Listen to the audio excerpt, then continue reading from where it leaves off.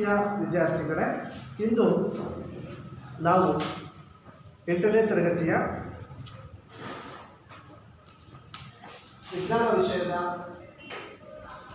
ವಸ್ತುಗಳು, ಲೋಹಗಳು ಮತ್ತು ಅಲೋಹಗಳು ಈ ಒಂದು ಅಧ್ಯಾಯದ ಬಗ್ಗೆ ಚರ್ಚಿಸೋಣ. ಮಕ್ಕಳೇ, ನಮಗೆ ದಿನನಿತ್ಯ ಜೀವನದಲ್ಲಿ ಅನೇಕ ವಸ್ತುಗಳನ್ನು ಕಾಣ್ತಾ ಇರ್ತವೆ. ದಿನ ಬೆಳಗ್ಗೆ ಅನೇಕ ವಸ್ತುಗಳನ್ನು ಕಾಣ್ತಾ ಇರ್ತವೆ. ಅವುಗಳನ್ನು ನೀವು ಹೆಸರಿಸಬಲ್ರಾ? ಹೌದು, ನಾವು ದಿನನಿತ್ಯ ಬಳಸುವಂಥ ಅನೇಕ ವಸ್ತುಗಳಲ್ಲಿ ನಾವು ಸಾಮಾನ್ಯವಾಗಿ ಅದು ಬೇರೆ ಬೇರೆ ಒಣದ ವಸ್ತುಗಳಿರುತ್ತೆ, ಪ್ಲಾಸ್ಟಿಕ್ ವಸ್ತುಗಳಿರುತ್ತೆ ಅಲ್ವಾ, ಮತ್ತು ಕಬ್ಬಿಣದಂಥ ವಸ್ತುಗಳು ಅಲ್ವಾ, ಅವಕ್ಕೆ ನಾವು ಲೋಹಗಳು ಅಂತ ಕರಿತೇವೆ. ಹಾಗೆಯೇ ಇನ್ನು ನಾವು ದಿನನಿತ್ಯ ಉಪಯೋಗಿಸುವಂತಹ ಇತರ ರಾಸಾಯನಿಕಗಳು, ಅವುಗಳಲ್ಲಿ ಅಲೋಹಗಳು ಕೂಡ ಇದೆ.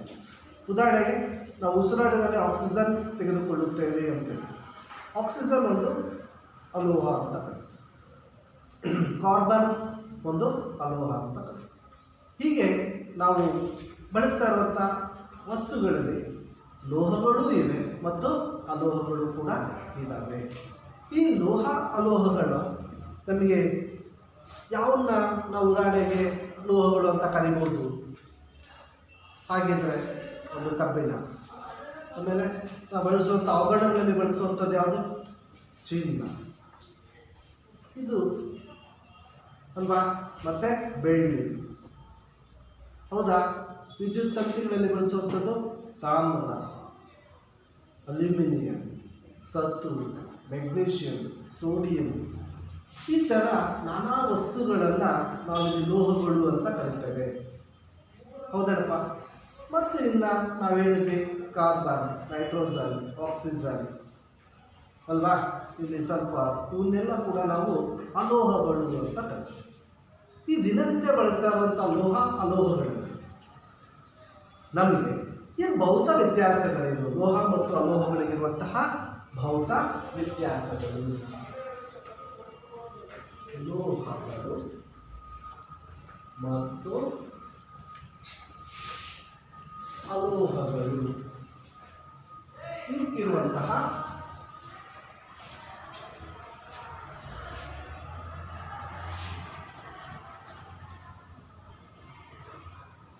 ಭೌತ ವ್ಯತ್ಯಾಸಗಳು.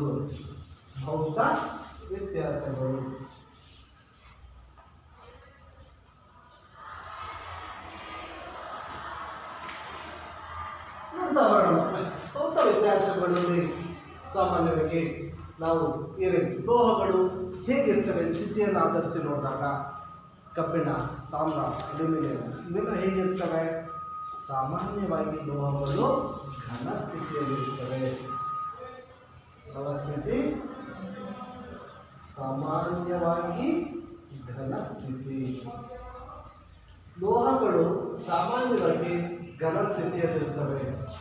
ಅಲೋಹಗಳು ಸಾಮಾನ್ಯವಾಗಿ ಘನ, ದ್ರವ ಮತ್ತು ಅನಿಲ ಸ್ಥಿತಿಗಳಲ್ಲಿರುತ್ತವೆ. ಘನ, ದ್ರವ ಮತ್ತು ಅನಿಲ ಸ್ಥಿತಿಗಳಲ್ಲಿ ಇರುತ್ತವೆ. ನೋಡಿ, ಲೋಹಗಳು ಸಾಮಾನ್ಯವಾಗಿ ಘನ ಸ್ಥಿತಿಯಲ್ಲಿರುತ್ತೆ. ಅಲೋಹಗಳಲ್ಲಿ ಕೆಲವು ಘನ ಸ್ಥಿತಿಯಲ್ಲಿರ್ತವೆ, ಕೆಲವು ದ್ರವ ಸ್ಥಿತಿಯಲ್ಲಿರ್ತವೆ, ಕೆಲವು ಅನಿಲ ಸ್ಥಿತಿಯಲ್ಲಿ ಅಲ್ವಾ. ಲೋಹಗಳು ಕೂಡ ಎಲ್ಲ ಘನ ಸ್ಥಿತಿ ಇದೆ. ಮತ್ತು ಒಂದು ಪಾದರಸ ಅಂತ ಇದೆ, ಗ್ಯಾಲಿಯಂ ಅಂತ ಇದೆ, ಇವು ನಮ್ಮ ಕೊಠಡಿಯ ಮಿಶ್ರಣದಲ್ಲಿ ದ್ರವ ಸ್ಥಿತಿಯಲ್ಲಿರ್ತವೆ. ಲೋಹಗಳಿಗೆ ಹೊಳಪಿದೆ,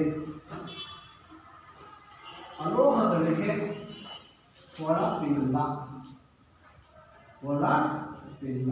ಲೋಹಗಳ ಮೇಲ್ಮೈ ಇತರನ್ನು ತಗೊಂಡ್ರೆ ಏನು, ಈಗ ಯಾವುದೇ ಲೋಹವನ್ನು ತಗೊಂಡ್ರೆ ಅದರದ್ದೇ ಆದಂಥ ಹೊಳಪು ಇದೆ. ಲೋಹಗಳಿಗೆ ಹೊಳಪಿದೆ, ಅಲೋಹಗಳಿಗೆ ಹೊಳಪು ಇಲ್ಲ ಮಕ್ಕಳೇ. ಇದು ಒಂದು ಲೋಹ ಅನ್ನುವಂಥ ಭೌತ ವ್ಯತ್ಯಾಸ. ನೆಕ್ಸ್ಟ್, ಲೋಹಗಳು ಉತ್ತಮ ಉಷ್ಣ ಮತ್ತು ವಿದ್ಯುತ್ ವಾಹಕಗಳು.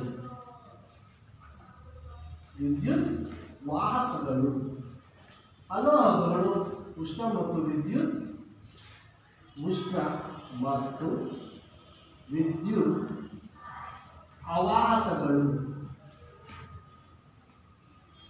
ಮತ್ತೆ ಈಗ 3 ಪಾಯಿಂಟ್ ಹೇಳ್ತಾರೆ. ಒಂದು ವಾಹಕ ಮತ್ತೊಂದು ಅವಾಹಕ. ವಾಹಕ ಅಂದ್ರೆ ಏನು? ಈಗೆಲ್ಲ ವಾಹನ ಅಂದ್ರೆ ಸಾಗಿಸುವಂಥದ್ದಕ್ಕೆ ವಾಹನ ಅಂತ ಕರೀತೀವಿ. ಇಲ್ಲಿ ಯಾರು ಸಾಗಿಸ್ತಾರೆ ಅವರಿಗೆ ವಾಹಕ ಅಂತ ಕರೀತೀವಿ. ಯಾವುದನ್ನ? ವಿದ್ಯುತ್ತನ್ನು ಮತ್ತು ಉಷ್ಣವನ್ನು ತನ್ನ ಮೂಲಕ ಹರಿಯಲು ಬಿಟ್ಟರೆ ಅವಕ್ಕೆ ವಾಹಕಗಳು ಅಂತ ಕರಿತೀವಿ. ಲೋಹಗಳು ವಿದ್ಯುತ್ ವಾಹಕಗಳು ಮತ್ತು ಉಷ್ಣ ವಾಹಕ. ಏನಪ್ಪ, ಒಂದು ಲೋಹಕ್ಕೆ ಒಂದು ಕಡೆ ಕಾಯಿಸ್ತಾ ಹೋದ್ರೆ, ನಾವೆಲ್ಲ ಲೋಹಗಳನ್ನ ಈಗ ಅಡಿಗೆ ಪಾತ್ರೆಗಳನ್ನು ಬಳಸ್ತಾ ಇದ್ದೀವಿ ಮಕ್ಕಳ. ಅಡಿಗೆ ಪಾತ್ರೆ ಕೆಳಗಡೆ ಉಷ್ಣ ಕೊಡ್ತಾ ಇದ್ದೀವಿ ನಾವು. ಆದರೆ ಇಡೀ ಪಾತ್ರೆ ಇಷ್ಟು ಎತ್ತರ ಇದ್ರೆ ಮೇಲ್ ಮುಟ್ಟಿದ್ರೆ ಅಥವಾ ಅದರ ಮುಚ್ಚಳ ಮುಟ್ಟಿದ್ರೆ ಅಥವಾ ಅದರ ಸೌಟ್ ಏನಾದರೂ ಹಾಗೆ ಇದ್ರೆ ಸೌಟು ಮುಟ್ಟಿದ್ರು ನಮಗೆ ಸುಡಲ್ವಾ? ಯಾಕೆ? ನಾವು ಉಷ್ಣ ಕೊಡ್ತಾ ಇರೋದು ತಳಭಾಗದಲ್ಲಿ. ಆದರೆ ಆದ್ದರಿಂದ ಹೋಗಿ ಅಲ್ಲಿ ಚೌಟ್ ಮುಟ್ರೆ ಅಥವಾ ಮುಚ್ಚಳ ಮುಟ್ರೆ ಪಾತ್ರೆ ಯಾವುದೇ ಭಾಗದಲ್ಲಿ ಮುಟ್ಟರು ನಮಗೇನಾಗುತ್ತೆ? ಸುಡುತ್ತೆ ಅಥವಾ ಬಿಸಿ ಅನುಭವ ಆಗುತ್ತೆ. ಯಾಕೆ ಈ ಥರ? ಅಲ್ಲಿಂದ ಉಷ್ಣನ ಕೊಟ್ಟಿಲ್ಲ, ಆದರೆ ಅಲ್ಲಾಕೆ ಸುಡ್ತಿದೆ? ಉಷ್ಣ ಏನಾಗುತ್ತೆ? ಪ್ರಸಾರ ಆಗುತ್ತೆ. ಯಾವುದರಲ್ಲಿ? ಲೋಹಗಳಲ್ಲಿ. ಅಂದರೆ ಲೋಹಗಳು ಉಷ್ಣವನ್ನು ತನ್ನ ಮೂಲಕ ಹರಿಯುವಂತೆ ಒಂದಿಷ್ಟುದ್ದ ಯಾವುದು ಒಂದು ರಾಡ್ ತಗೊಂಡು ಅಲ್ಲೇನಪ್ಪ ಒಂದು ಕಡೆ ಕಾಯಿಸ್ತಾ ಹೋದ್ರೆ ಇನ್ನೊಂದು ಕಡೆ ಮುಟ್ಟಿದ್ರೆ ಬಿಸಿ ಆಗುತ್ತೆ ಇಲ್ಲ. ಯಾಕೆ? ಉಷ್ಣ ಏನಾಗುತ್ತೆ? ಮುಖಾಂತರ ಪ್ರಸಾರ. ಹಾಗೆಯೇ ವಿದ್ಯುತ್ತು ಕೂಡ ಲೋಹಗಳಲ್ಲಿ ಪ್ರಸಾರ ಆಗುತ್ತೆ. ಈ ಥರ ಪ್ರಸಾರ ಆಗುತ್ತೆ ಅಂದರೆ ಅವಕ್ಕೆ ಏನಂತ ಕರಿಬೇಕು? ವಾಹಕ. ಏನು ಕರಿಬೇಕು? ವಾಹಕ. ವಾಹಕ ಅಂದರೆ ಮಕ್ಕಳೇ ಇನ್ನೊಂದ್ಸರಿ ಕೇಳಿಸ್ಕೊಳ್ಳಿ. ವಾಹಕ ಅಂದರೆ ತನ್ನ ಮೂಲಕ ವಿದ್ಯುತ್ತನ್ನು ಅಥವಾ ಉಷ್ಣವನ್ನು ಹರಿಯಕ್ಕೆ ಬಿಡಬೇಕು. ಯಾವ ಬಿಡ್ತಾವೋ ಅವಕ್ಕೆ ನಾವು ವಾಹಕಗಳು ಅಂತ ಕರಿತೀವಿ. ಏನು ಕರಿತೀವಿ? ವಾಹಕಗಳು ಅಂತ ಕರೀತೇವೆ. ರೈಟ್? ಉಷ್ಣ ಮತ್ತು ವಿದ್ಯುತ್ ವಾಹಕಗಳು. ಇನ್ನು ಉಷ್ಣ ಮತ್ತು ವಿದ್ಯುತ್ ಅವಾಹಕ ಅಂತ ಪದ ಹೇಳ್ತಾ ಇದೀವಿ. ಆ ಕಡೆ ಅಲೋಹಗಳಿದೆ ಅಲ್ವಾ? ಅಲೋಹಗಳ ಮುಖಾಂತರ ವಿದ್ಯುತ್ತು ಪ್ರಸಾರ ಆಗಲ್ಲ ಮತ್ತು ಉಷ್ಣನೂ ಪ್ರಸಾರ ಆಗಲ್ಲ. ಆದ್ದರಿಂದ ಅಲೋಹಗಳಿಗೆ ಏನಂತ ಕರಿತೀವಿ? ಉಷ್ಣ ಮತ್ತು ವಿದ್ಯುತ್ ಅವಾಹಕಗಳು. ಉಷ್ಣ ಮತ್ತು ವಿದ್ಯುತ್ ಇವು ಅವಾಹಕ. ಇಲ್ಲಿ ಉಷ್ಣ ಮತ್ತು ವಿದ್ಯುತ್ ವಾಹಕ ಅಂತ ಆಯ್ತು ಮಕ್ಕಳೇ. ವಿದ್ಯುತ್ ಹರಿಯೋಕ್ಕೆ ಬಿಡ್ತವೆ, ವಿದ್ಯುತ್ ಹರಿಯೋಕ್ಕೆ ಬಿಡೋಣ. ಉಷ್ಣ ಹರಿಯೋಕ್ಕೆ ಬಿಡ್ತವೆ, ಉಷ್ಣ. ಅದಕ್ಕೇನೆ ನಾವೆಲ್ಲ ನಮ್ಮ ವಿದ್ಯುತ್ ವಾಹಕ ನಮ್ಮ ಮನೆಯಲ್ಲಿ ವೈರಿಂಗಲ್ಲಿ ಬಳಸ್ತಾ ಇರುವಂಥ ಅಷ್ಟು ತಂತಿ ಅಂದ್ರೇನು? ಲೋಹ ಅಲ್ವಾ? ನಮ್ಮ ಗೃಹ ಬಳಕೆಯ ವೈರಲ್ಲಿ ಯಾವ ತಂತಿಯನ್ನು ಹಾಕಿರ್ತೀವಿ ಮಕ್ಕಳೇ? ತಾಮ್ರದ ವೈರನ್ನು ಬಳಸ್ತಾರೆ. ತಾಮ್ರದ ಕಲ್ಲು ಬಣ್ಣದ ವೈರ್ ನೋಡಿದಿರಲ್ವಾ? ಈ ತಾಮ್ರದ ವೈರ್ ಅಥವಾ ಕಲ್ಲು ಬಣ್ಣದ ಏನಿದೆ ತಂತಿ, ಇದು ತಾಮ್ರ ಲೋಹದ್ದು. ಯಾಕೆ ನಾವು ತಾಮ್ರವನ್ನು ಬಳಸಿದ್ದೀವಿ? ತಾಮ್ರನೂ ಒಂದು ಉತ್ತಮ ವಿದ್ಯುತ್ ವಾಹಕ ಅಂತ ಕರಿತೀವಿ. ಉತ್ತಮ ವಿದ್ಯುತ್ ವಾಹಕ. ಅದಕ್ಕಿಂತ ಚೆನ್ನಾಗಿರುವಂಥದ್ದು ಉತ್ತಮ ವಿದ್ಯುತ್ ವಾಹಕ ಅಂದರೆ ಬೆಳ್ಳಿ ಅಂತ. ಲೋಹಗಳಲ್ಲಿ ಯಾವುದೇ ಚೆನ್ನಾಗಿ ವಿದ್ಯುತ್ ಹರಿಯೋದು ಅಂದರೆ ಉಷ್ಣ ಮತ್ತು ವಿದ್ಯುತ್ ಚೆನ್ನಾಗಿ ಪ್ರವಾಹದಲ್ಲಿ ಯಾವುದರಲ್ಲಿ ಅಂದರೆ ಏನು ಹೇಳ್ತೀವಿ? ಬೆಳ್ಳಿ. ಯಾವುದಲ್ಲಪ್ಪ? ಬೆಳ್ಳಿ. ಆಗ್ಬಿಟ್ರೆ ತಾಮ್ರ ಅಲ್ವಾ? ಅಲ್ಯೂಮಿನಿಯಂ. ನೆಕ್ಸ್ಟ್ ಯಾವುದು? ಅಲ್ಯೂಮಿನಿಯಂ. ಈಗ ನಾವೆಲ್ಲ ನಮ್ಮ ವಿದ್ಯುತ್ ಪ್ರಸಾರ ಕಂಬಗಳಲ್ಲಿ ವೈರ್ ಹಾಕಿದ್ವಲ್ವಾ? ಇದು ಯಾವ ತಂತಿ ಇದೆ? ಅಲ್ಯೂಮಿನಿಯಂ ತಂತಿ. ಯಾವ ತಂತಿ ಇದೆ?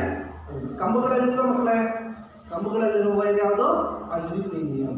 ಅಲ್ಯೂಮಿನಿಯಂ ಲೋಹನ ಲೋಹ. ಅಲ್ಯೂಮಿನಿಯಂ ಒಂದು ಲೋಹ. ನೋಡಿ, ವಿದ್ಯುತ್ ಪ್ರಸಾರ ಆಗುತ್ತೆ. ಬೆಳ್ಳಿ ಹಾಕ್ಬಿಟ್ರೆ ಇನ್ನೂ ಚೆನ್ನಾಗಿ ಪ್ರಸಾರ ಆಗುತ್ತೆ. ಮತ್ತು ಯಾಕೆ ಹಾಕಲ್ಲ ಬೆಳ್ಳಿದು? ದುಬಾರಿ. ಯಾಕೆ ಹಾಕಲ್ಲ? ದುಬಾರಿ. ತುಂಬ ಬೆಲೆ ಜಾಸ್ತಿ ಬೆಳ್ಳಿದು. ಅಲ್ಲೇನಪ್ಪ, 1 kg ಬೇಕಾದ್ರೆ 25 ಬೇಕಾದ್ರೆ 55,000 ಇಂಥದ್ದಿಷ್ಟು ನಾವು ತಂತಿಗಳಲ್ಲಿ ಹಾಕ್ಬೇಕಾದ್ರೆ ತುಂಬ ದುಬಾರಿ ಅಲ್ಲ.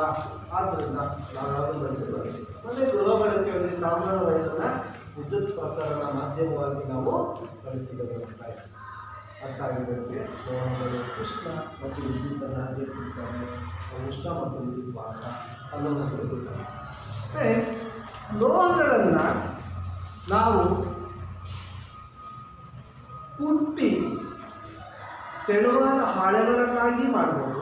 ತಗಡು, ಶೀಟ್ ಅಂತೆಲ್ಲ ಇಡ್ತೀವಲ್ವಾ ಡೋರಿಗೆ ಅಥವಾ ಮೇಲ್ ಶೀಟೆಲ್ಲ ಬಳಸ್ತೀವಲ್ವ ನಾವು, ಎಣ್ಣೆ ತೆಂಗಿನ ಡಬ್ಬ ಅಂತ ಹೇಳ್ತೀವಿ. ಎಷ್ಟು ತೆಳುವಾದ ಡಬ್ಬಗಳಿಗೆ ಮಾಡ್ಕೋಬೋದು. ಅಂದರೆ ಲೋಹವನ್ನು ನಾವು ಕುಟ್ಟಿತ ತೆಳುವಾದ ಹಾಳೆಯಾಗಿ ಮಾಡ್ಬೋದು. ಅದಕ್ಕೆ ನಾವೇನು ಹೇಳ್ತೀವಿ, ಲೋಹಗಳಿಗೆ ಎಂಥ ಗುಣ ಇದೆ, ಪೂರ್ತಿಯತೆಯ ಗುಣ, ಪೂರ್ತಿಯತೆಯ ಗುಣ ಹೊಂದಿವೆ. ಇದು ಪುಟ್ಯ ಅಲ್ಲ, ಪುಟ್ಯ ಅಲ್ಲ.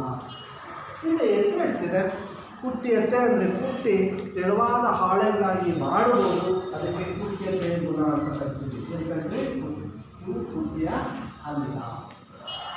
ನೆಕ್ಸ್ಟ್, ಲೋಹಗಳು ತನ್ಯತೆಯ ಗುಣ ಇದೆ.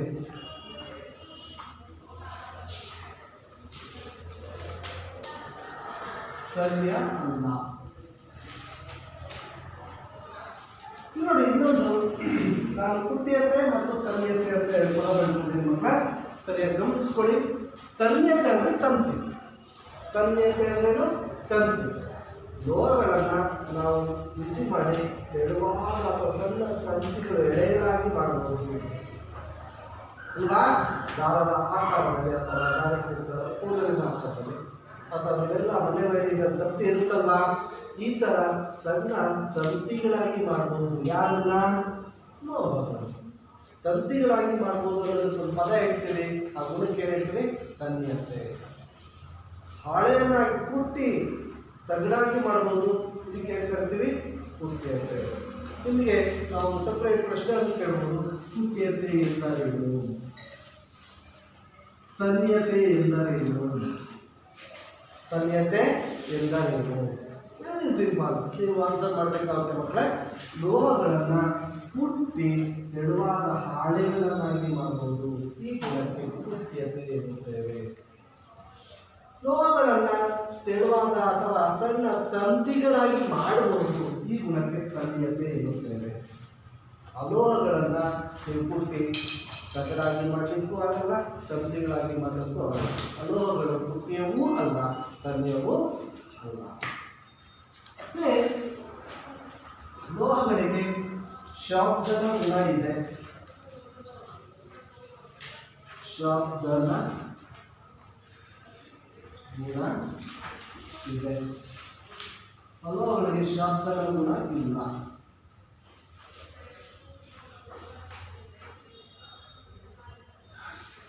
ಶಬ್ದನ ಅಂದರೆ ಹೆಸರು ಇರ್ತದೆ, ಶಬ್ದನ ಅಲ್ವಾ. ಶಬ್ದ ಕೊಡುವಂಥ ಗುಣ ಯಾವುದಕ್ಕಿದೆ? ತಂತಿ, ನಿಮ್ಮ ಜಾಮೆಟ್ರಿ ಬಾಕ್ಸ್ ಅವೆಲ್ಲ ಒಂದು ಯಾವುದೇ ಇರುವಂಥ ಪಾತ್ರೆ ಬಿದ್ದರೆ ಅಥವಾ ನಾವೆಲ್ಲ ಬೆಲ್ಬಿಡ್ತೀವಿ ತರಗತಿಯಲ್ಲಿ ಕಣ್ಣಂತ ಶಬ್ದ ಬರುತ್ತೆ. ಪಾತ್ರೆ ಬೆಳೆದ ಲೋಟ, ತಟ್ಟೆ ಅಥವಾ ಏನೋ ಒಂದು ತಗಡು ಬಿದ್ದಾಗ ಶಬ್ದ ಬರುತ್ತಲ್ವ. ಈ ರೀತಿ ಲೋಹ ಬೇರೆ ಅದಕ್ಕೆ ಬಡಿದಾಗ ಉಂಟು ಮಾಡುವ ಗುಣಕ್ಕೆ ಶಬ್ದದ ಗುಣ. ಶಬ್ದ ಲೋಹಗಳ ಜೊತೆ ಈ ಥರ ಶಬ್ದ ಬರುತ್ತೆ, ಅಲೋಹಗಳಿಗೆ ಈ ಥರ ಶಬ್ದ ಕೊಡುವಂಥ ಗುಣ ಇಲ್ಲ. ಅದಕ್ಕೆ ಶಬ್ದದ ಗುಣ ಇಲ್ಲ ಅಂತ, ಶಬ್ದದ ಗುಣ ಇಲ್ಲ. ಅರ್ಥ ಆಯ್ತು ಮತ್ತೆ. ಲೋಹಗಳಿಗೆ ಶಬ್ದ ಅಂತ ಕೊಡುವಂಥ ಪ್ರವೃತ್ತಿ ಇದೆ, ಅಲೋಹಗಳಿಗೆ ಈ ಥರ ಶಬ್ದದ ಗುಣನೂ ಇಲ್ಲ. ಮತ್ತೆ ಲೋಹಗಳು ಘನ ಅಥವಾ ಸ್ಥಿತಿಯಲ್ಲಿ ಇರುತ್ತವೆ ಅಂತ ಹೇಳಿದ್ವಿ ಅಲ್ವಾ. ಸಾಮಾನ್ಯವಾಗಿ ಲೋಹಗಳು ಕಠಿಣವಾಗಿರುತ್ತವೆ, ಅಲೋಹಗಳು ಮೃದುವಾಗಿರುತ್ತವೆ.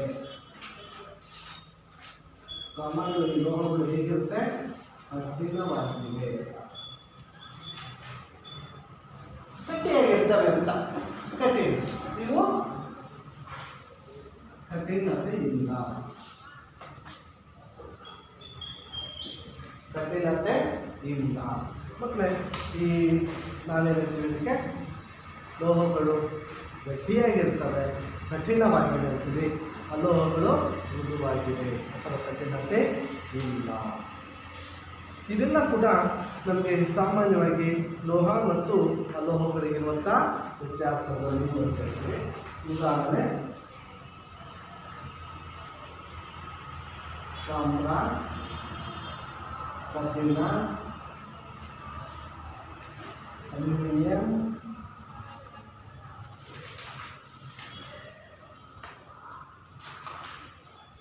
ಓಕೆ, ಉದಾಹರಣೆ ಕಾರ್ಬನ್, ಆಕ್ಸಿಜನ್, ಸಲ್ಫರ್, ಇವೆಲ್ಲ ಅಲೋಹಗಳಿಗೆ ಉದಾಹರಣೆಗಳು. ಅಲೋಹಗಳಿಗೆ ಉದಾಹರಣೆಗಳು. ಇವು ನಮಗೆ ಲೋಹ ಮತ್ತು ಅಲೋಹಗಳಿರುವಂಥ ಭೌತ ವ್ಯತ್ಯಾಸಗಳು ಅಂತ ಕರಿತೀವಿ. ಭೌತ ವ್ಯತ್ಯಾಸಗಳು ಅರ್ಥ ಆಯಿತು ಮಕ್ಕಳೇ? ಇನ್ನೊಂದ್ಸರಿ ಗಮನಿಸ್ಕೊಂಡ್ರಿ. ಲೋಹಗಳು ಸಾಮಾನ್ಯವಾಗಿ ಘನ ಸ್ಥಿತಿ ಇರುತ್ತೆ. ಅಲೋಹಗಳು ಘನ, ದ್ರವ, ಅನಿಲ 3 ಸ್ಥಿತಿಗಳಲ್ಲಿ ಬರ್ತವೆ. ಲೋಹಗಳಿಗೆ ಹೊಳಪಿದೆ, ಅಲೋಹಗಳಿಗೆ ಹೊಳಪಿಲ್ಲ. ಹೊಡಿತಾರೆ. ಲೋಹಗಳು ಉತ್ತಮ ಉಷ್ಣ ಮತ್ತು ವಿದ್ಯುತ್ ವಾಹಕಗಳು, ಅಲೋಹಗಳು ಉತ್ತಮ ಉಷ್ಣ ಮತ್ತು ವಿದ್ಯುತ್ ವಾಹಕಗಳಲ್ಲ. ಅಂದರೆ ಹೇಳ್ತೀವಿ ಆ ವಾಹಕಗಳು. ಲೋಹಗಳಿಗೆ ಕೃತ್ಯತೆಯ ಗುಣ ಹೊಂದಿದೆ.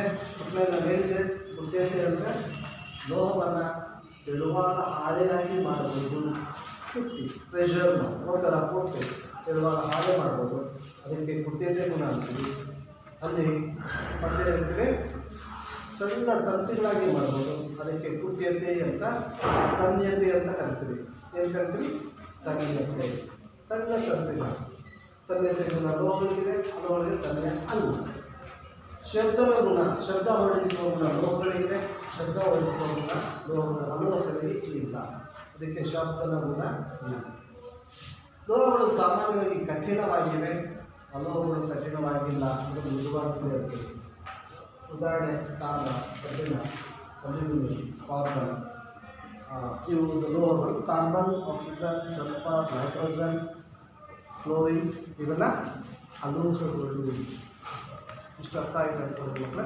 ನಂತರ ಇಷ್ಟಾದ ಲೋಹ ಮತ್ತು ಅಲೋಹಗಳಿರುವಂಥ ರಾಸಾಯನಿಕ ಗುಣಗಳು, ಇವು ಭೌತಗಳು, ಫಿಸಿಕಲ್ ಕ್ಯಾರೆಕ್ಟರ್ಸ್ ಆಫ್ ಮೆಟಲ್ಸ್.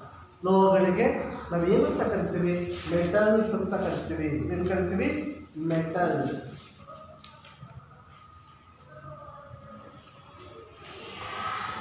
ಅಲೋಹಗಳಿಗೆ ನಾನ್ ಮೆಟಲ್ಸ್.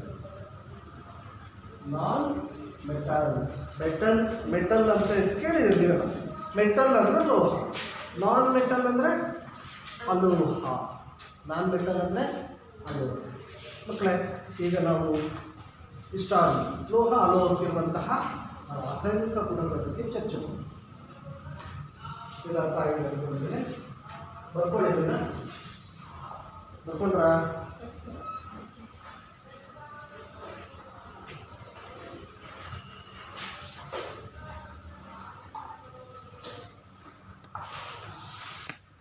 ಮಕ್ಕಳೇ, ಈಗ ನಾವು ಇಲ್ಲಿವರೆಗೂ ಕೂಡ ಲೋಹ ಅಲೋಹಗಳ ಭೌತ ವ್ಯತ್ಯಾಸಗಳನ್ನು ನಾವು ಚರ್ಚೆ ಮಾಡಿದ್ವಿ. ಈಗ ಲೋಹ ಅಲೋಹಗಳ ರಾಸಾಯನಿಕ ಗುಣಗಳು, ಲೋಹಗಳ ರಾಸಾಯನಿಕ ಗುಣಗಳು ಅಂತ ಹೇಳ್ತೀವಿ. ರಾಸಾಯನಿಕ ಗುಣಗಳು ಅಂದರೆ ಲೋಹಗಳು ಅಥವಾ ಬೇರೆ ಬೇರೆಯವ್ರ ಜೊತೆ ವರ್ತಿಸಿ ಏನಾಗ್ತವೆ ಅನ್ನೋದೇ ರಾಸಾಯನಿಕ ಕ್ರಿಯೆ. ಬೇರೆ ಬೇರೆಯವ್ರ ಜೊತೆ ವರ್ತಿಸಿ ಏನಾಗಿ ಬದಲಾಗ್ತವೆ, ಅದಕ್ಕೆ ನಾವು ರಾಸಾಯನಿಕ ಗುಣ ಅಂತೀವಿ, ರಾಸಾಯನಿಕ ಬದಲಾವಣೆ ಅಂತೀವಿ. ಈ ಒಂದು ಕ್ರಿಯೆಗೆ ರಾಸಾಯನಿಕ ಕ್ರಿಯೆ ಅಂತ ಬರ್ತೀವಿ. ಕ್ರಿಯೆಯನ್ನು ಸಂಕೇತ ರೂಪದಲ್ಲಿ ಬಂದರೆ ಇದನ್ನು ರಾಸಾಯನಿಕ ಸಮೀಕರಣ ಎನ್ನುತ್ತೇವೆ. ರಾಸಾಯನಿಕ ಸಮೀಕರಣ. ಮತ್ತು ಈಗ ಹಲವಾರು ಲೋಹಗಳು ಗಾಳಿ ಜೊತೆ, ನೀರಿನ ಜೊತೆ, ಆಮ್ಲಗಳ ಜೊತೆ, ಪ್ರತ್ಯಾಮ್ಲಗಳ ಜೊತೆ, ಬೇರೆ ಕಾಂಪೋನೆಂಟ್ಗಳ ಜೊತೆ ಸಾಕಷ್ಟು ಜೊತೆ ವರ್ತಿಸುತ್ತವೆ. ಈಗ ನಾವು ಕೆಲವೊಂದು ಚರ್ಚೆ ಮಾಡೋಣ. ಮೊದಲಾಗಿ ಲೋಹಗಳು ಆಕ್ಸಿಜನ್ನೊಂದಿಗೆ ಬರ್ತವೆ. ಆಕ್ಸಿಜನ್ ಎಲ್ಲಿರುತ್ತೆ? ಗಾಳಿಯಲ್ಲಿದೆ. ಆಕ್ಸಿಜನ್ ಗಾಳಿಯಲ್ಲಿ ಇದೆ. ಈ ಆಕ್ಸಿಜನ್ ಜೊತೆ ವರ್ತಿಸಿದಾಗ ನಮಗೆ ಲೋಹಗಳು ಏನಾಗ್ತವೆ ಅನ್ನೋದನ್ನು ಒಂದು ನೋಡೋಣ. ನಾವು ಉದಾಹರಣೆ ಒಂದು ಕಬ್ಬಿಣಕ್ಕೆ ತುಕ್ಕು ಹಿಡಿಯುವುದು. ಕಬ್ಬಿಣಕ್ಕೆ ತುಕ್ಕು ಹಿಡಿಯುವುದು.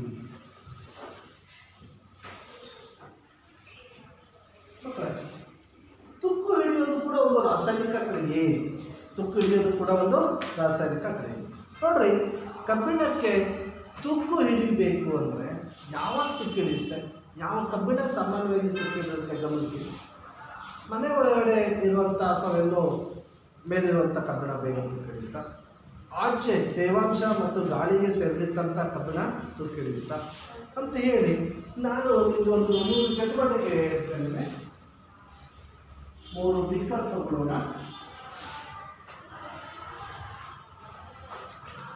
ಇದರಲ್ಲಿ ಒಂದು ಕಬ್ಬಿಣದ ಮೊಳೆ ಹಾಕಿದ್ದೀನಿ. ಕಬ್ಬಿಣದ ಮೊಳೆ beaker A, beaker B, beaker C. ಇದರಲ್ಲಿ ಸ್ವಲ್ಪ ನೀರು ಹಾಕಿದ್ದೀನಿ. ಇಲ್ಲೊಂದು ಕಬ್ಬಿಣ ಮೊಳೆ ಹಾಕಿದ್ದೀನಿ.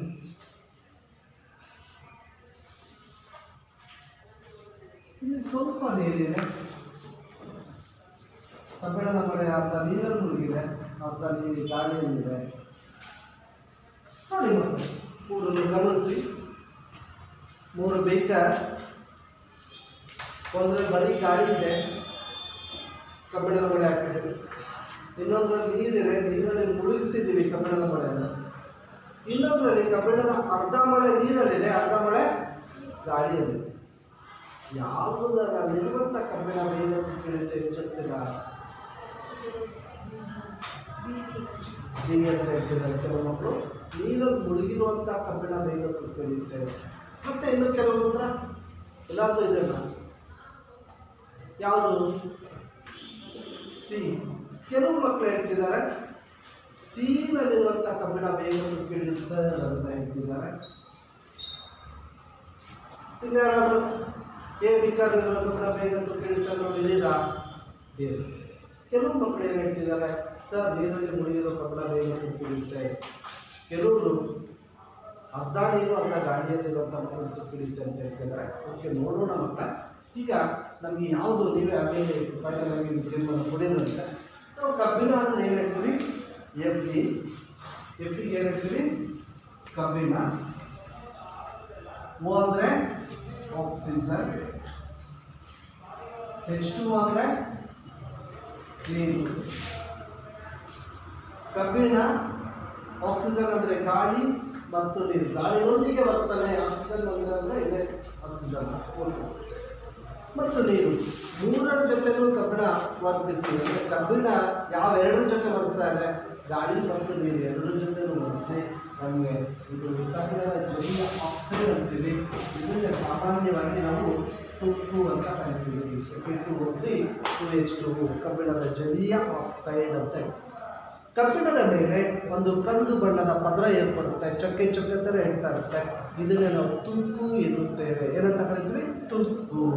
ಆ ಕಂದು ಬಣ್ಣದ ಆ ಪದರಕ್ಕೆ ನಾವು ತುಕ್ಕು ಅಂತ ಕರಿತೀವಿ. ರಾಸಾಯನಿಕವಾಗಿ ಏನಪ್ಪ ಅದು? ಕಬ್ಬಿಣದ ಜಲೀಯ ಆಕ್ಸೈಡ್ Fe2O3 ಹಾಗಿದ್ರೆ ಸಮೀಕರಣ ನೋಡಿ ಹೇಳಿ. ಈಗ ಯಾವ ಬೀಕರಲ್ಲಿರುವಂಥ ಕಬ್ಬಿಣ ತುಕ್ಕಿಡುತ್ತೆ? ತುಕ್ಕು ಹಿಡಿಬೇಕಂದ್ರೆ ಏನೇನು ಬೇಕು? ಆಕ್ಸಿಜನ್ ಬೇಕು, ನೀರು ಬೇಕು. ಯಾವುದರಲ್ಲಿ 2 ಸಿಗ್ತಾ ಇದೆ? ಸಿ ಅಂತ ಯಾರು ಹೇಳಿದ್ರೆ ಅವರು ಸರಿ ಉತ್ತರ ಇದೆ. ಇಲ್ಲಿ ಆಕ್ಸಿಜನ್ನು ಸಿಗ್ತಾ ಇದೆ ಕಬ್ಬಿಣಕ್ಕೆ ಮತ್ತು ನೀರು ಸಿಗ್ತಾ ಇದೆ. ಅಂದರೆ ತುಕ್ಕು ಹಿಡಿಬೇಕು ಅಂದರೆ ಆಕ್ಸಿಜನ್ನು ಬೇಕು ಮತ್ತು ನೀರು ಕೂಡ. 2 ಇದ್ದಾಗ ಬೇಗ ತುಕ್ಕು ಹಿಡಿಯುತ್ತೆ. ಅದರ ಮೇಲೆ ಒಂದು ಕಂದು ಬಣ್ಣದ ಪದರ ಏರ್ಪಡುತ್ತೆ, ಇದಕ್ಕೆ ತುಕ್ಕು ಎನ್ನುತ್ತೇವೆ. ತುಕ್ಕು ಅನ್ನೋದು ಕೂಡ ಒಂದು ರಾಸಾಯನಿಕ ಕ್ರಿಯೆ. ಇಂಥ ಕ್ರಿಯೆ ರಾಸಾಯನಿಕ ಕ್ರಿಯೆ. ಹೇಗೆ ಉಂಟಾಯಿತು? ಕಬ್ಬಿಣ ನೀರು ಮತ್ತು ಗಾಳಿಯ ಜೊತೆ ವರ್ತಿಸಿ ತುಕ್ಕು ಉಂಟಾಗುತ್ತದೆ ಅಲ್ವಾ? ಮತ್ತೆ ಇದನ್ನೇ ನಾವು ರಾಸಾಯನಿಕ ಸಮೀಕರಣ ಇದೆ. ಮಕ್ಕಳಿಗೆ P ಮತ್ತು O2 ಪ್ಲಸ್ 2H2O Fe2O3 ಹಾಗಿದ್ರೆ ಈಗ ತುಕ್ಕು ಹಿಡಿಬೇಕಂದ್ರೆ ಗಾಳಿನೂ ಬೇಕು, ತೇವಾಂಶ ಬೇಕು. ಇಲ್ಲಿ ಬರೀ ಗಾಳಿ ಇದೆ, ಇಲ್ಲಿ ಬರೀ ನೀರಲ್ಲಿ ಮುಳುಗಿದೆ. ಅಲ್ಲಿ ಗಾಳಿಯಲ್ಲಿರೋದು ಕೂಡ ತುಕ್ಕು ಹಿಡಿಯುತ್ತೆ ಮತ್ತು ತುಂಬ ನಿಧಾನ. ತೇವಾಂಶ ಇಲ್ಲದೆ ಇಲ್ಲೋ ಗಾಳಿಯಲ್ಲಿರುವ ತೇವಾಂಶವನ್ನು ಉಪಯೋಗಿಸೋದು ನಿಧಾನಕ್ಕೆ ತುಕ್ಕಿಲ್ಲ. ಇಲ್ಲೂ ಸ್ವಲ್ಪ ನಿಧಾನ, ತುಂಬ ನಿಧಾನ. ಇರೋ ಅಲ್ಪ ಗಾಳಿಯನ್ನು ಉಪಯೋಗಿಸ್ಕೊಂಡು ಕರಗಿರೋ ಗಾಳಿಯನ್ನು ಹಾಗಾಗಿ ತುಂಬ ಬೇಗನೆ ತುಕ್ಕು. ಹಾಗಿದ್ರೆ ನಮ್ಗೆ ಗೊತ್ತಾಯ್ತು ಮಕ್ಕಳೇ, ತುಕ್ಕು ಹಿಡಿಬೇಕಂದ್ರೆ ಕಬ್ಬಿಣಕ್ಕೆ ಯಾವ 2 ಬೇಕು? ಗಾಳಿನೂ ಬೇಕು, ನೀರು ಇದ್ರೆ ಮಾತ್ರ ತುಕ್ಕು. ಗಾಳಿ ಅಥವಾ ನೀರು ಸಿಕ್ಕಿಲ್ಲ ಅಂದರೆ ತುಕ್ಕು ಹಿಡಿಯಲ್ಲ. ಹಾಗಾಗಿ ಮಕ್ಕಳು ನಾವೆಲ್ಲ ವಸ್ತುಗಳನ್ನು ತುಕ್ಕು ಹಿಡಿಬಾರ್ದಂದ್ರೆ ತುಕ್ಕನ್ನು ತಡಿಬೇಕು. ಅಂದರೆ ಏನು ಕ್ರಮಗಳನ್ನು ಕೈಗೊಳ್ತವೆ? ಏನು ಮಾಡಿದ್ದೀವಿ ಕಬ್ಬಿಣಕ್ಕೆ ಅಲ್ವಾ? ನಾವು ಕಬ್ಬಿಣಕ್ಕೆ ಬಣ್ಣವನ್ನು ಲೇಪಿಸಿದ್ದೇವೆ. ಬಣ್ಣ ಲೇಪಿಸಿರೋದು ಚೆನ್ನಾಗಿ ಕಾಣದೇ ಅನ್ನೋದು ಶವಾಂತಿಲ್ಲ. ಅದರ ಹಿನ್ನೆಲೆ ಏನಪ್ಪ? ಯಾವಾಗ ನಾವು ಬಣ್ಣ ಹಚ್ಚಿದೇವೋ ಕಬ್ಬಿಣಕ್ಕೆ ಯಾವುದು ಸಂಪರ್ಕ ಆಗ್ತಿಲ್ಲ, ಈಗ ನೀರಿದ್ದಾಗ ಮಳೆಯಿದ್ದಾಗ ಅದು ಆ ಪೇಂಟ್ ಅರ್ಧ ಇರೋದ್ರಿಂದ, ಅದು ಪದರ ಇರೋದ್ರಿಂದ ಕಬ್ಬಿಣಕ್ಕೆ ತಾಗ್ತಾ ಇಲ್ಲ, ಗಾಳಿನೂ ತಾಗ್ತಾ ಇಲ್ಲ. ಬಣ್ಣ ಇರೋದ್ರಿಂದ ಒಳಗಡೆ ಕಬ್ಬಿಣ ಗಾಳಿ ಮತ್ತು ನೀರಿನ ಸಂಪರ್ಕ ಇಲ್ಲದೆ ತುಕ್ಕು ಹಿಡಿಯಲ್ಲ. ಹಾಗೆ ನಾವು ದೀರ್ಘಗಳು ಹಾಗೆಯೇ ಇರುತ್ತೆ. ತುಕ್ಕು ಹಿಡಿತು ಅಂದರೆ ಸವಿತಾ ಬರುತ್ತೆ, ಅದರ ಗಟ್ಟಿ ಅಥವಾ ದೃಢತೆ ಕಳ್ಕೊಳ್ಳುತ್ತೆ. ಕ್ರಮೇಣ ತುಕ್ಕು ಹಿಡಿದು ಅದು ಮುಗಿದು ಹೋಗುತ್ತೆ. ಹಾಗಾಗಿ ತುಕ್ಕು ಹಿಡಿಬಾರ್ದು ಅಂದರೆ ನಾವು ಬಣ್ಣ ಲೇಪಿಸ್ತೀವಿ ಅಥವಾ ಗ್ರೀಸ್ ಲೇಪಿಸ್ತೀವಿ, ಎಣ್ಣೆ ಲೇಪನ ಅಂತ ಕರಿತೀವಿ. ಅಥವಾ ಪ್ಲಾಸ್ಟಿಕ್ನ ಹೊದಿಕೆ, ಒಂದು ಪ್ಲಾಸ್ಟಿಕ್ ಕವರ್ ಹಾಕೋದು, ಅಥವಾ ಇತರ ಲೋಹದ ಲೇಪನ, ಸತುವಿನ ಲೇಪನ ಅಂತ ಕಬ್ಬಿಣ ಮಾಡಬೇಕಾದ್ರೆ ಸತುವಿನ ಲೇಪನ. ನಂತರ ಬರುತ್ತೆ ಮಿಶ್ರ ಲೋಹಗಳ ತಯಾರಿಕೆ ಅಂತ. ಮಿಶ್ರ ಲೋಹಗಳ ತಯಾರಿಕೆ ಕಬ್ಬಿಣ ತುಕ್ಕು ಹಿಡಿಬಾರ್ದು, ಮಿಶ್ರ ಲೋಹ ಮಾಡಿಬಿಟ್ರೆ ಇವಾಗೆಲ್ಲ ಸ್ಟೀಲ್ ಅಂತ ಹೇಳ್ತೇವೆ. ಸ್ಟೀಲ್ ಲೋಟ, ತಟ್ಟೆ, ಪಾತ್ರೆ ಎಲ್ಲ ಇದೆಯಲ್ವಾ? ಇವೆಲ್ಲ ಕಬ್ಬಿಣವೂ ಇದೆ, ಜೊತೆಗೆ ನಾವು ತಾಮ್ರ, ಇಂಗಾಲ, ಕ್ರೋಮಿಯಂ, ಕೋಬಾಲ್ಟ್ ಅಂತ ಅವೆಲ್ಲ ಸೇರಿಸ್ಬಿಟ್ಟು ಮಾಡಿರೋ ವಸ್ತುವಿಗೆ ನಾವು ಸ್ಟೈನ್ಲೆಸ್ ಸ್ಟೀಲ್ ಅಂತ. ಸ್ಟೀಲ್ದ ತುಕ್ಕು ಹಿಡಿಯುತ್ತಾ? ಯಾಕೆಂದರೆ ಇದು ಮಿಶ್ರ ಲೋಹ. ಈ ಥರ ನಾವು ಬೇರೆ ವಿಧಾನಗಳಿಂದ ತುಕ್ಕು ಹಿಡಿಯೋದನ್ನ ಕಡಿಮೆಗೊಳಿಸ್ತೀವಿ. ಇನ್ನೊಂದು ಉದಾಹರಣೆ ಹೇಳ್ತೀನಿ ಇದಕ್ಕೆ, ಆಕ್ಸಿಜನ್ ಜೊತೆ ಬರ್ತಾನೆ. ಎರಡನೇ ಉದಾಹರಣೆ, ಇದು ಉದಾಹರಣೆ ಬಂದು ಮೆಗ್ನೀಷಿಯಂ ಗಾಳಿಯೊಂದಿಗೆ ಉಳಿದಾಗ Mg ಅಂದರೆ ಮೆಗ್ನೀಷಿಯಂ, O2 ಆಕ್ಸಿಜನ್ ಏನಾಗುತ್ತೆ? ಮೆಗ್ನೀಷಿಯಂ ಆಕ್ಸೈಡ್ ಅಂತ MgO. ಸಮತೋಲಿಸಬೇಕು. Magnesium oxide, magnesium oxide. ನೋಡಿ ಮಕ್ಕಳ, ಮೆಗ್ನೀಷಿಯಂ ಒಂದು ಲೋಹ. ಇದನ್ನು ನಾವು ಉರಿಸಿದಾಗ, ಗಾಳಿ ಜೊತೆಗೆ ಉರುತ್ತಿಸಿದಾಗ ಏನಾಗುತ್ತೆ? ಅದು ಪ್ರಕಾಶಮಾನವಾಗಿರುವುದು ಮೆಗ್ನೀಷಿಯಂ ಆಕ್ಸೈಡ್ ಆಗುತ್ತದೆ. ಅದು ರಾಸಾಯನಿಕ ಕ್ರಿಯೆ ಇದೆ. ರಾಸಾಯನಿಕ ಕ್ರಿಯೆ ಮೆಗ್ನೀಷಿಯಂ ಆಕ್ಸೈಡ್ ಜೊತೆ ಉರಿದು ಮೆಗ್ನೀಷಿಯಂ ಆಕ್ಸೈಡ್ ಆಗುತ್ತದೆ. ರೈಟ್? ಮೆಗ್ನೀಷಿಯಂ ಆಕ್ಸಿಜನ್ ಜೊತೆ ಉರಿದು ಮೆಗ್ನೀಷಿಯಂ ಆಕ್ಸೈಡ್ ಆಗುತ್ತದೆ. ಇದು ಯಾವುದರೊಳಗೆ ವರ್ತನೆ? ಗಾಳಿಯೊಂದಿಗೆ ವರ್ತನೆ. ಆಕ್ಸಿಜನ್, ಗಾಳಿ ಒಂದೇ, ಆಕ್ಸಿಜನ್ ಅಂದರೂ ಒಂದೇ. ಆಕ್ಸಿಜನ್ ಜೊತೆ ವರ್ತನೆ. ರೈಟ್ ಮಕ್ಕಳೇ? ನಾವು ಎಲ್ಲಿವರೆಗೂ ಕೂಡ ಲೋಹ ಅಲೋಹಗಳು ಒಂದು ಅಧ್ಯಾಯದಲ್ಲಿ ಲೋಹ ಅಲೋಹಗಳಿರುವಂಥ ಭೌತ ವ್ಯತ್ಯಾಸಗಳು ಹಾಗೂ ರಾಸಾಯನಿಕ ಗುಣಗಳಲ್ಲಿ ನಾವು ಗಾಳಿಯ ಜೊತೆ ವರ್ತನೆ ಅನ್ನೋದನ್ನು ನಾವು ಚರ್ಚೆ ಮಾಡಿದ್ವಿ. ಮುಂದಿನ ತರಗತಿಯಲ್ಲಿ ನೀರಿನೊಂದಿಗೆ ವರ್ತನೆ, ಹಾಗೆಯೇ ಆಮ್ಲಗಳೊಂದಿಗೆ ವರ್ತನೆ ಅಲ್ವಾ, ಹೀಗೆ ಇತರ ರಾಸಾಯನಿಕ ಗುಣಗಳ ಬಗ್ಗೆ ಚರ್ಚೆ ಮಾಡೋಣ ಮಕ್ಕಳೇ. ನೀವೆಲ್ಲರೂ ಕೂಡ ಬೃಹತಾರ್ಯವಾಗಿ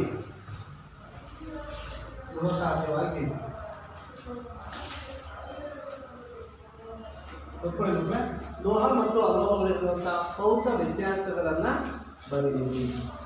ಲೋಹ ಮತ್ತು ಅಲೋಹಗಳಿರುವ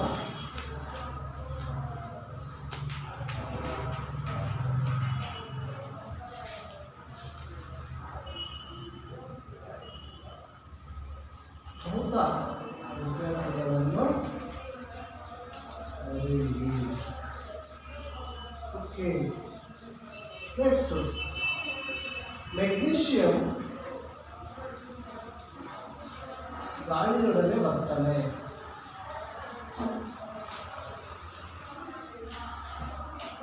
ಈ ಕ್ರಿಯೆಯ ಸಮೀಕರಣ ಬರೆಯಿರಿ.